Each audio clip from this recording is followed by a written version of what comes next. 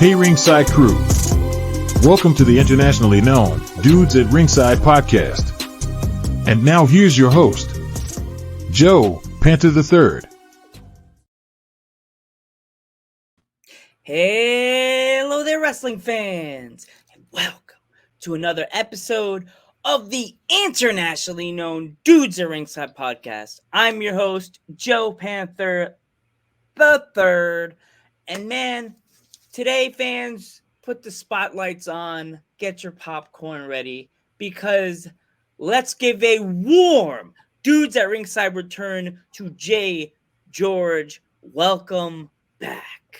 What's going on, man? It is so good. It was so good to be back here on the Dude with Wrestling podcast. What an honor. What a true honor. It's great to be back. The first ever two-time guest at the Dudes at Ringside podcast. Yeah, man. So, George, what have you been up to since the last time you were in the studios? Well, I'm happy to say that I managed to scrape up more than $7 in my pocket, and we're rocking and rolling. We're moving forward, and we're hitting it. We're hitting the pavement. We're crushing grapes. We're squeezing out just a little bit of that elbow grease, and we got a lot of cool stuff to talk about. Yes. Yeah.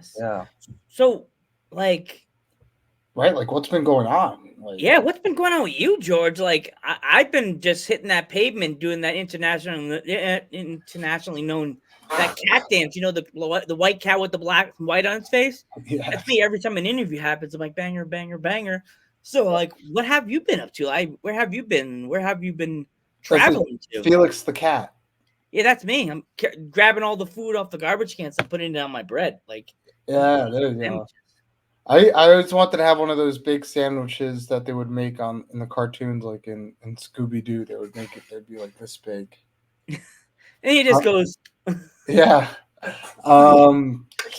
Geez. No, I've been up in the New England area doing my thing, making a name for myself here. I teamed up with this cat. His name is Percy Ryan. Have you heard of this guy?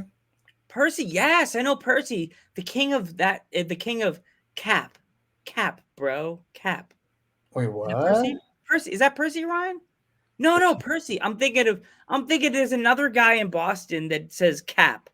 He says Cap. Like then That's Cap, man. Yeah.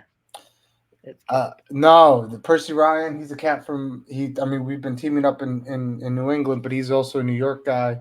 He's got the perfect jawline. Ah. And as a director, I look for things like that. And that's my leading man right now. Not Jack Tomlinson, but Percy Ryan is my leading man. And we've been over at Wrestling Open, and we're on a crusade. You know, CPA. We're taking it to him. I shaved his beard last week at the Wrestling Open. I should have sent you some clips. Then you could have played them. Ah. See, you can make this a 3-time. You can make this a 2-parter. Yeah, a 2 or 3-parter. I've been shaving people's mustaches. I've been shaving their beards because I want them to look good. I want them to look TV ready. Well, this mustache is internationally known, so I think it would be like a world breaker if you shaved the mustache off. I'd be really sad. Oh wait, I think I put the video down below. I think. Oh yeah, you did. It's right there. What is a mustache? This is 50 pounds. What is a mustache? He's got a mustache. It's his whole thing. What is a mustache? There I am. Look at that. It's a little bit of hair growing over the upper lip. What is a mustache? I don't have one. What is a mustache? Nobody else here has one? A mustache is for a real man. What is a mustache? Yeah, look at him. Squirm. A mustache is for a real man. You hear me, boy? You squirm. My gosh. You run like a coward with your tail tucked between your legs. You hear me? You hear me, boy? That's what we've been up to, man. You asked what I've been up to. We're making movies. That was a short film. It's called, it's a short film written and directed by Jay George. It's called What is a Mustache? And I'm submitting it to a couple film festivals. We're making violence. We're making art. Awesome. We were talking before we were recording. You've said that you would like to come back to Pennsylvania, the Keystone State. Is that? Do they still call it the Keystone State? I don't know. I've been here for 8 years, and when I moved here, everybody was like, "Keystone State, we're the Keystone." I'm like, is there like a somewhere like the sword in the stone? There's a giant key Yeah. in like a stone that if you get it out, you get the keys to everybody's house in like the Pennsylvania It's, area, or they get the giant mansion, and like right. it's like King Arthur's sword, but with Yeah, there's like somewhere in PA you have to go to like this really awkward like curve by a cliff, and there's a key, and if you get the key out, it unlock like a skeleton key.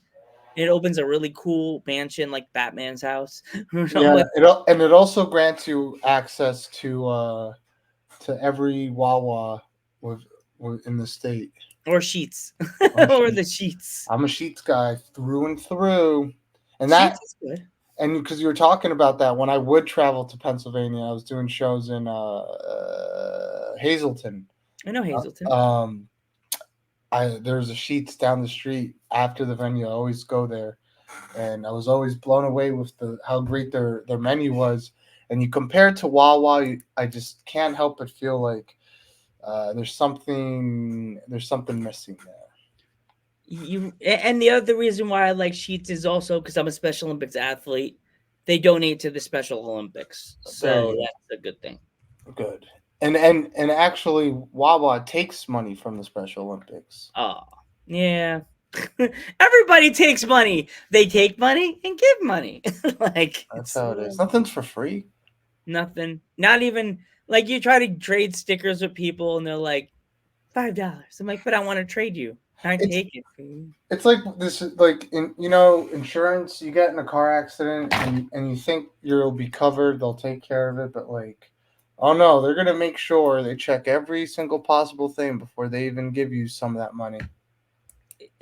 It's like like when my Papa Panther always says, "Oh, try to trade a sticker with that wrestler," and I'm thinking, you mean take money out of their kid's mouth tonight after the show? Like, Yeah. just stole $5 from that poor wrestler. He can't go have a beer at the end of the show. Like, Yeah. What is that about? yeah, it's not fair. So, is there any wrestlers you've been looking at that you've been wanting to either collab with and work with them, or you want to wreck them? Yeah, there's a couple actually. Now that you mention it, one of them being Becca. I'm looking at you, Becca. We miss you. We care about you. Come back home. We forgive you. I've been trying to work on a music video with Becca. So we're gonna see how that goes. I think she's getting ready to come back to the ring real soon. But that's someone I would like to collab with. Absolutely. There's another one I keep seeing that I would love to see you work with or wreck.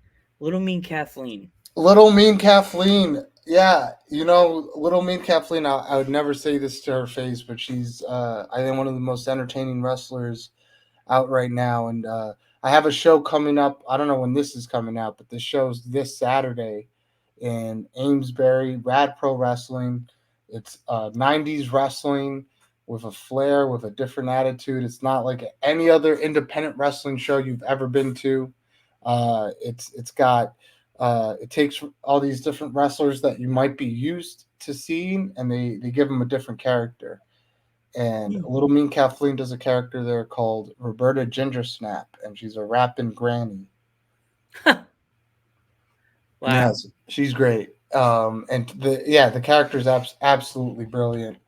But I'd like to wrestle Little Mean Kathleen in some respect.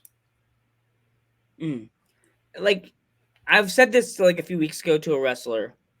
For you, is there any limits? Like, have you ever thought of going into like doing some like death matches, George, or like is that not a question for you?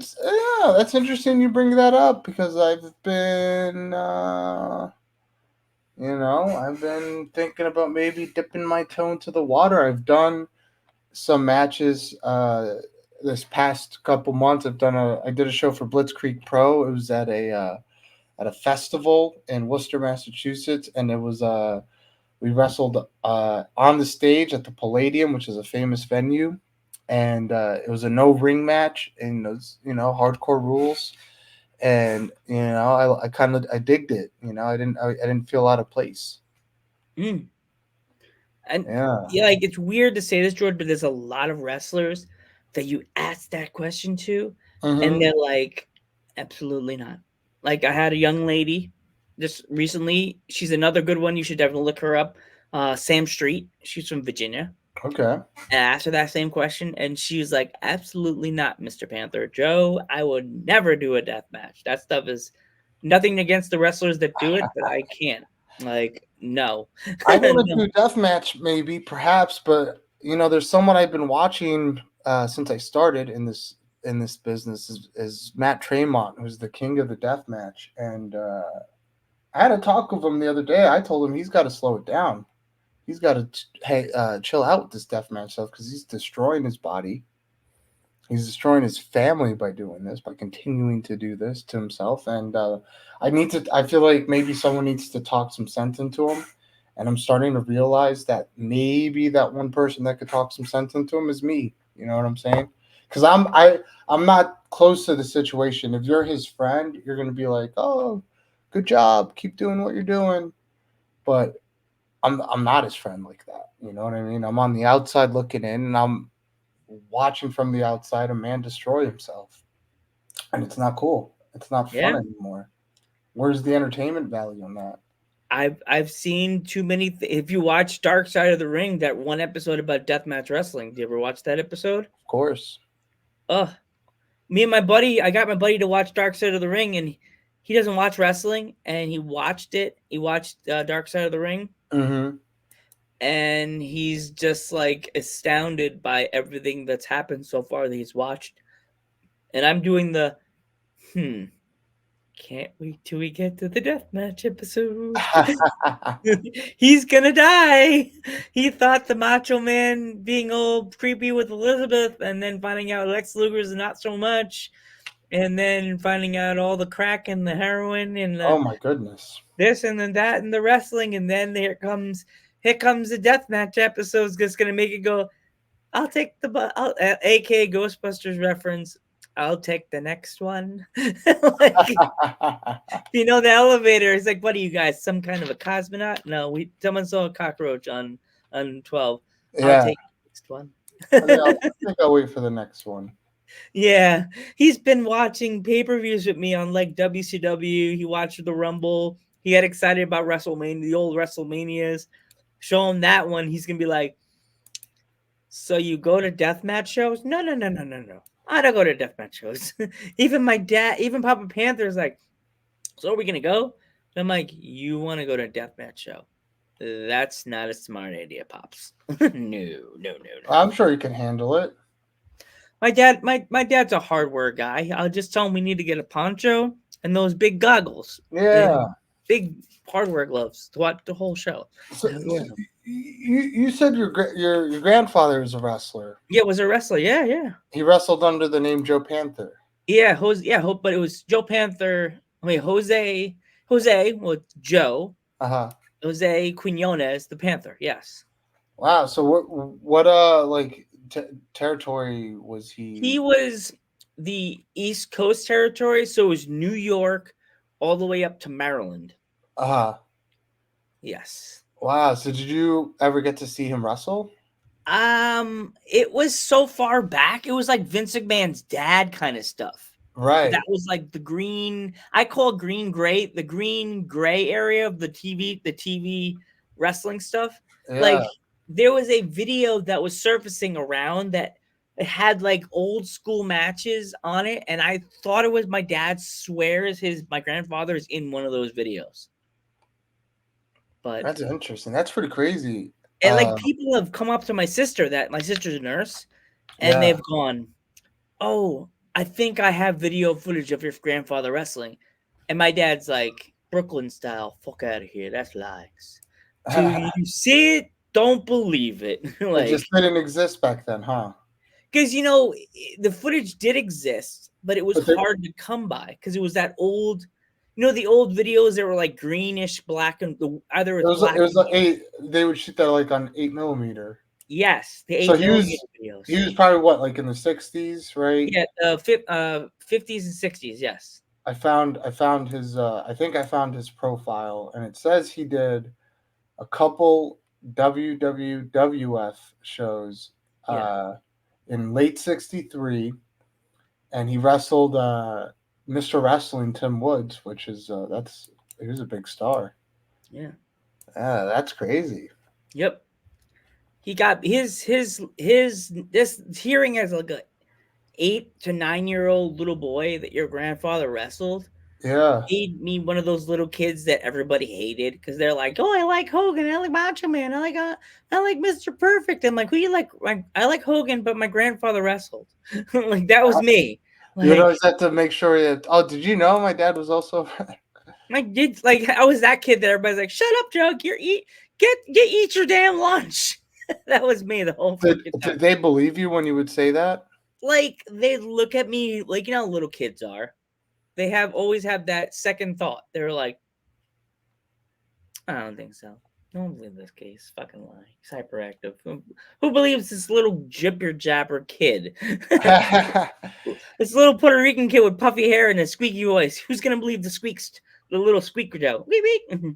Right. That's like the kids now. They're like, "Oh, my uncle works for Fortnite." Yeah. Like, yeah. So like when you're like traveling to your shows, do you set a schedule to like train and like food wise? Is there a certain way you train and eat the week of a show and stuff like that, George? Not as much as it should be. I kind of take things day by day to some advantage or disadvantage. But I've done enough of these loops where I kind of know the score, and I'm a big proponent in free food. If it's free, it's for me. So I know a lot of times certain shows, uh, you know, the concessions table at the end of the night, they usually give you the leftovers to the Yeah. wrestler. So I'm always like counting on that. I'm always like, I'm not gonna eat. So my one rule of thumb for a few reasons is I usually never eat until I finish my match. Uh, I don't know why that's just been a habit of mine for the longest time. It's very rare that I'll eat before I wrestle, but most of the time I just don't.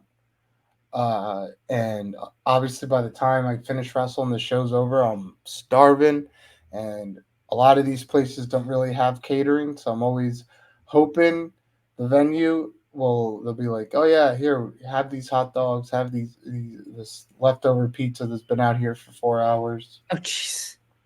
Hey, I it's funny. In any other situation, a slice of pizza that's been sitting out for 4 or 5 hours is not great. But when it's been after wrestling a match and you're starving and you don't want to spend any of the money that you made because you're trying to save your money, it tastes pretty good. Yeah. Yeah. So who made your gear? I design all my gear, but then I go through different people. And this is a fun one, actually. One of my gear, my black and white gear, my black and white jumpsuit was made by the wife of the Boogie Woogie Man, Jimmy Valiant. Oh wow. Yeah. That was someone I always wanted to wrestle, and I never got the opportunity to. I think he retired around 2020. But I was always a big Jimmy Boogeyman fan, and his wife. By accident, I happened to find out that she makes gear. Her name's Angel, and I got a set done by her, and it's pretty good. It's funny you say the Boogie Woogie Man because I can't remember the name of the wrestler, but I actually interviewed somebody that trained under the Boogie Woogie Man. Really? Yeah, I forgot who. I can't remember. I'm sorry. Who I apologize if you're watching this episode. Can't remember who the wrestler was, but I have been interviewing a lot of the wrestlers, like Sam Street. She's trained under. I don't know if it's Boogie Woogie Man, but there's a lot of wrestlers that the Boogie Woogie Man. Is it Boogie Woogie Man that has the training school in the south, in the south and so near the Virginia area? Maybe. I don't know if I've really heard of him having a school.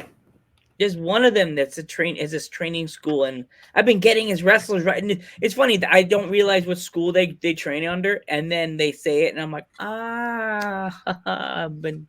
I feel like that ostrich in the Family Guy in the crowd going, Ah, that's me. yeah, Damn, I'm a magnet for this school. It feels like I have a little house right before you go in. It's like I'm the ticket taker. I'm like, when it comes, yeah, $5. Oh, here's my QR code. Here's a ticket to come on Dudes at Ringside. yeah. Next, That's funny. that's it. Here's my ticket. So, when you travel to like the different towns, do you ever go like in the local spot and try to like get anything like knickknacks, anything? Not usually. Well, I'll say this: there's a store in Worcester that I like to frequent a lot. Hint, hint. But no, I mean, look, most of these towns, it's like any town USA, so it's not.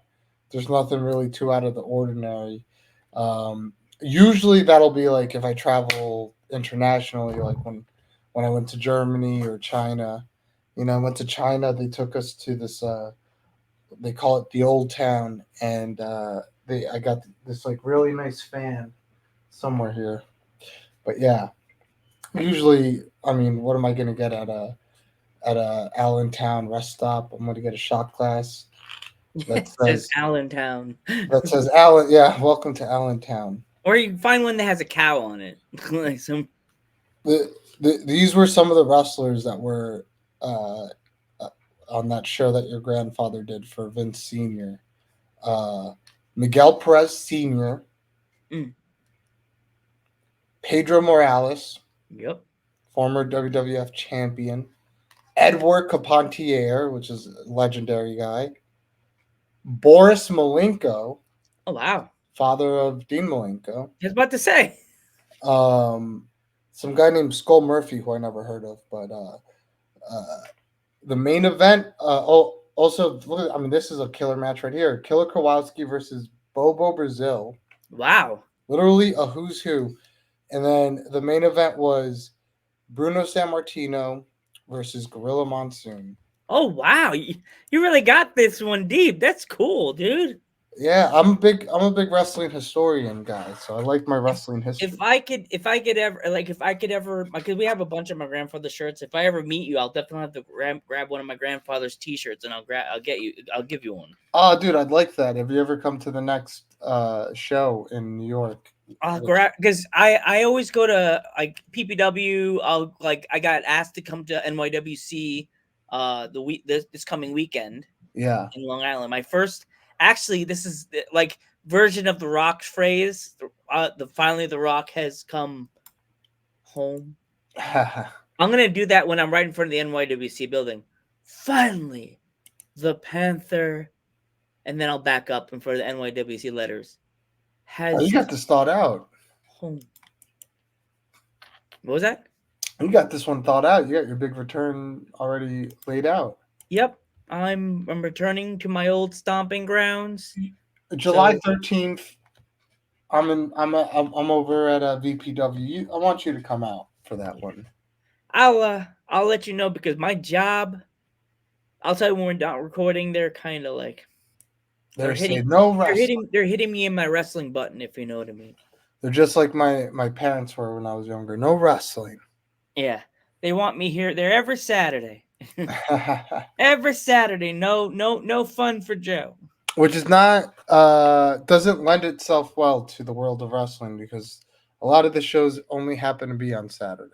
Yeah, unless it's like another show on a Sunday that I've noticed is like a few shows that do shows like in Scranton, like Smash Masters Wrestling. Yeah, I forget you're in Pennsylvania, right? Yes. Okay, Yes. yeah. So that's I mean I'm maybe getting ahead of myself there, because that's a bit of a drive for you. Yeah, that's why going to Long Island is a big thing for me, because I haven't been there actively like cheering and running up the wrestlers at the shows. Yeah. And I've never been to the new NYWC building. Like I heard it's not that big. The NYWC building. Yeah. Indifferent. It's like a decent size for an indie. Mm. Like the building, yeah. I've heard it's tiny, like really, really tiny. I wrestled in some fun places, I could tell you. There we go. You want to talk about it? One place where I trained at, and I probably can't say because I have like bullshit imaginary wrestling heat with them, but I have nothing but respect for them. I got nothing against them, you know. Uh, uh, I'll say it. Who cares at this point, you know? We had a falling out, but it wasn't through anything I really did. I don't think it just happens. It's just life. It's just the business. But one of the first iterations of Joel Maximo School was an apartment building in Brooklyn, and it was literally like the ring. It was like a studio apartment, and you put a ring in it. Oh, geez. Yeah, and I mean that's what I was all about, man. When I first started wrestling, is like I would wrestle in these weird places and train in these like very unconventional areas, but I knew it felt right. It felt right because I knew that was, part of what how wrestling used to be. Wrestling's not always supposed to be clean and sanitary. It's got to have a Yeah. little grit to it. And I appreciate the fact that I was able to train in places. One of the schools I trained at was in the middle of a garbage dump in Staten Island, Oh my God. and that was one of my first experiences. I remember pulling up and being like, "Yeah, this actually makes sense." Yeah, and I love it, man. That's it was a dingy, unkempt warehouse, rusty, and that was exactly where I needed to be. Like it's always something to know where you belong in the wrestling world. You know what I mean? Like you could either be here or here. Like it's your spot when if it's a little dingy and you don't feel like, gotta put the gloves on, I can't be here, and okay, this is independent wrestling. It's not gonna be the well-maintained building that's not that looks like a mall. Yeah, It's gonna naturally. have a doorway with a cracked window, a Yeah, door that's hanging on the hinges, and a food concession stand that's selling hot dogs that could have been there for 2 days. and You know I what I mean?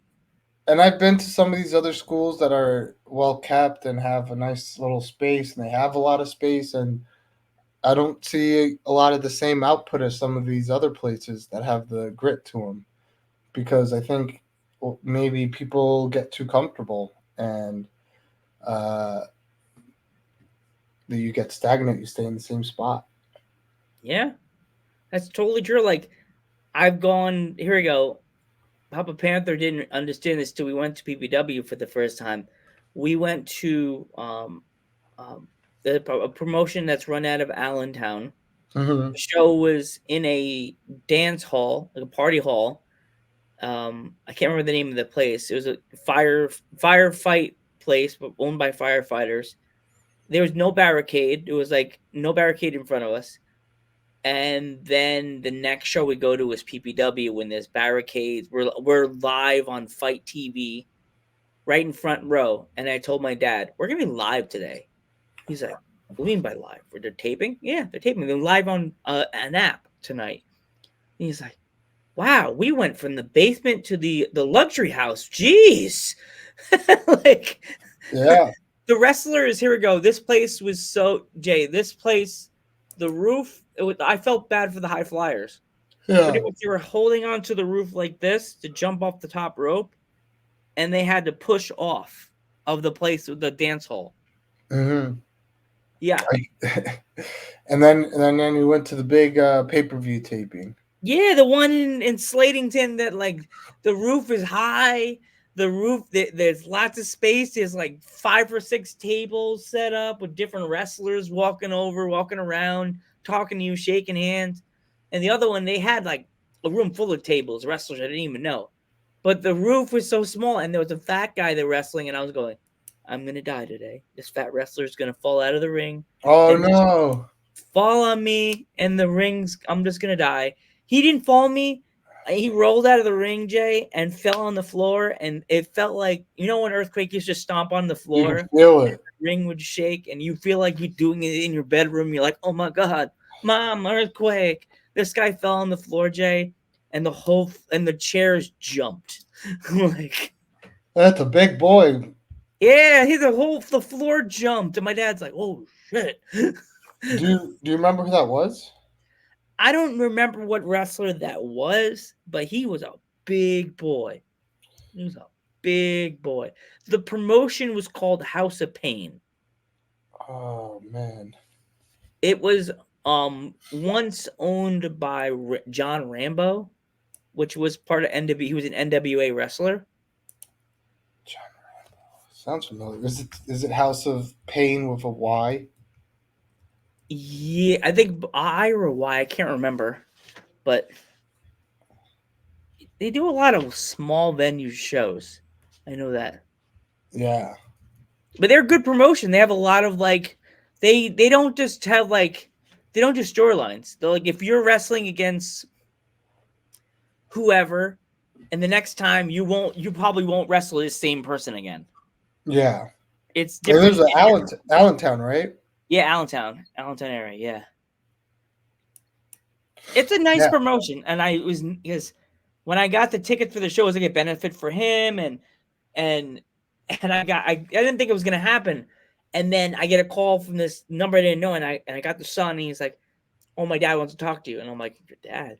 And he's like, "Hey, John Rambo," and I was like, "Oh my God, Mr. Rambo." Oh my God. I was like freaking out. I'm like, I'm talking to my dad's like, who are you talking to? I'm like, look at John Rambo, an NWA wrestler. Oh my God. Hi, I'm Joe Panther III. How are you, sir? I'm like, I was freaking out. I was like, he's like, hi, Joe. I'll save you 2 tickets. I can't wait to meet you. And I'm just like, what? Maybe did you tell him your grandfather was a wrestler? Yeah. We talked about it for like 10 minutes when I got to the show. He thought it was crazy. He's like, wow, man, look how things happen. I was like, yeah. Well, Jay is if my fans want to follow you on social media, how can they find you? I am at X Twitter jgeorge the movie, and I'm on Instagram at jgeorge.mp4. Awesome. Do you have any upcoming shows you want to promote before we go? So yeah, I mean, we got a lot of stuff to close out the month of June. I don't know when this comes out, but we got Rad Pro the 22nd. We also have Rad Pro on the 10th of August. I think there's also a July date. I'll have to double check.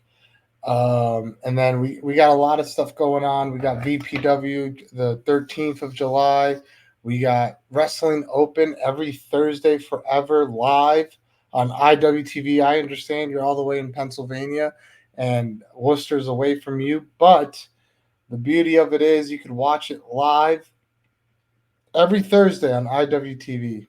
That you can catch me there. Awesome. Yeah. Most Thursdays, at least. Thursdays. They'll be on every Thursday. I'm not on every Thursday, but most of the time. Yeah. Gotta take a break every other Thursday. You take a break, like I'll do, like I always do. Something like that. But I need less breaks, more money. Yeah. If my fans want to pick up any merch or any stickers of yours, Jay, where can they find it? You know, a lot of stuff like that. They can come to the merch table, but if you want a T-shirt, you can check out prowrestlingtees.com/jgeorge. Awesome. Jay, I want to thank you so much for coming on the podcast again. It means the world to have me on. And thank you for giving me that Panther history. That was really, really cool, dude. I know at the very least, if he had those 4 matches there, they definitely exist somewhere in the WWF archives. And we wrote to WWE. My mom wrote a letter, a nice cover letter. Nothing. Not even a, hey, we could find something for you. They blew us off like that. Well, I might know some people, so we'll see what we could do. Yeah. Awesome, Jay. I'm Joe Panther III. I'm Jay George. And we will catch you in the next one.